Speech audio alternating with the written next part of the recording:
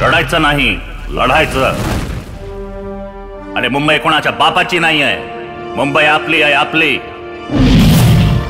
मुंबईला महाराष्ट्रापासून तोडण्याचा डाव खूप वर्षापासून चालू आहे, पण त्यामध्ये एक माणूस उभा होता, बाळासाहेब ठाकरे.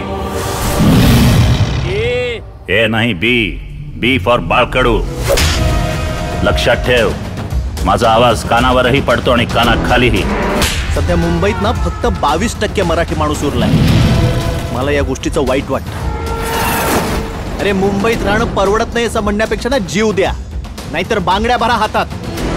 इथले रस्ते, इथल्या गल्ल्या, इथली घरं, इथले फुटपाथ, इथली हवा, इथलं पाणी, इथला श्वास, हे सगळं आपलंय. एक वेळ जेवून राहील, पण मुंबई सोडणार नाही आता.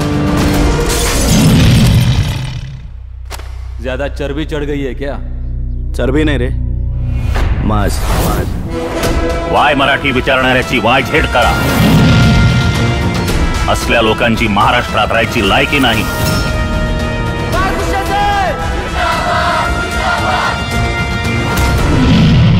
मुंबई आपली आहे, आपली.